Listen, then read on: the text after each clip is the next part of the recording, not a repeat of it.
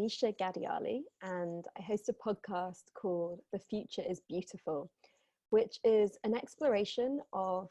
a weave between politics, spirituality, sustainability, and creativity. I'm really interested in what happens if we move beyond silos on a personal level, but also on a bigger societal level, because that's something that I've always sort of really noticed, that we tend to put ourselves and aspects of our lives and aspects of our work and aspects of our thought into boxes that aren't really there because everything's always so interconnected. And this is part of a project called The Future is Beautiful, which I started actually as Think, Act, Vote back in 2010 in the run up to the election that we had then, when I was thinking about how I was not excited about the election, and this notion of a politician having the vision that we believe in for the future and them us giving us the mandate for them to create that wasn't exactly working. And as we've seen over the past decade, that's getting more and more glaringly obvious, not just in the UK, but all over the world. And so that had me thinking, what if we all voted with our vision, not just in the political sphere, but in how we live our lives? And so I built this giant ballot box and I went around asking people, what is the future that you choose? What's the world that you want to live in? And found that actually people were often scared and reluctant to have a vision. And so I feel like that whole aspect of it has ended up being a big part of my work. Like, what gives us permission to believe in ourselves as citizens of this country, of this world, enough to know that what we see as important matters, and to have a vision and then to actually live that vision and inspire other people to live that vision with us. And that's really the basis of all of my work. And I'm interested in the relationship between our inner and our outer worlds. So as well as the facilitation and the writing and my background kind of in politics and campaigning and activism, I'm sort of interested in the sacred, the inner side of it, and also facilitate meditation, yoga, shifting of subconscious patternings, because I kind of feel that we have to kind of grow and evolve from the inside as well as what we do in the world.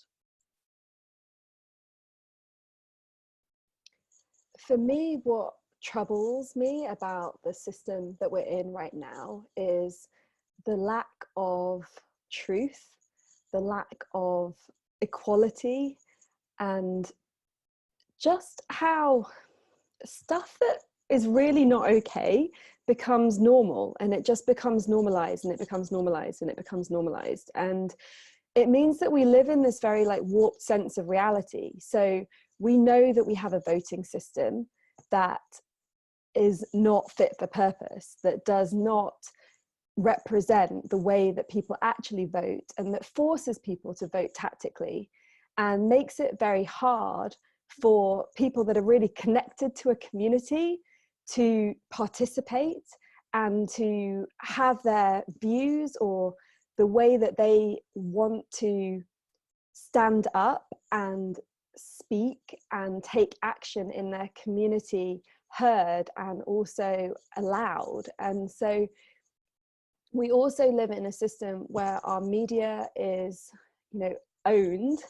And so this means that we're constantly reading and being bombarded with messages that we actually know are not true. And even when these messages can be proved to not be true, they still seem to happen. And I just find that really confusing as a reality that we all accept as being okay.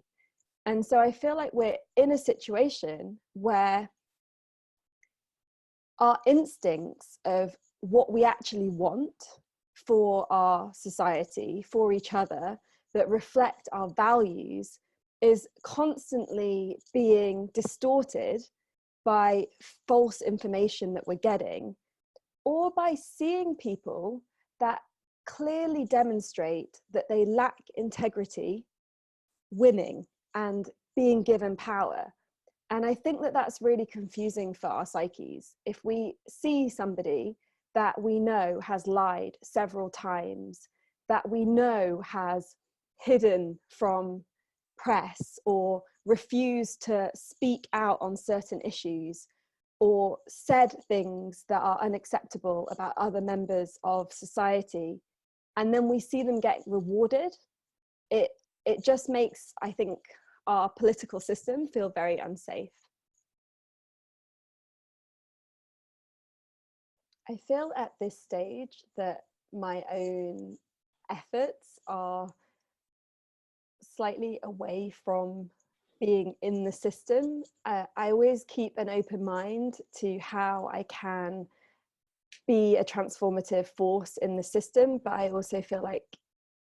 sometimes that's kind of impossible. And so I've been focusing my effort on working kind of around the system, and really that piece of inspiring people, citizens, to know who they are and to believe in their values and to live their values out in their communities, no matter what else is happening. And I think that that's something really wonderful that I see reflected in the UK and also all around the world, that, you know, people are generally kind and they do want to care for each other. And so I'm really interested in supporting initiatives that allow and encourage that side of us to flourish, and also that really remind us that what we do counts, and that even no matter what else is going on, that, you know, in life, forget even in politics, like in life there's always going to be adverse situations, adverse issues facing us. And so how do we stay connected to who we are and what we believe, and remain positive as well as being grounded and realistic, and take action into our own hands, you know, live who we are and what we believe, and make a difference in our communities.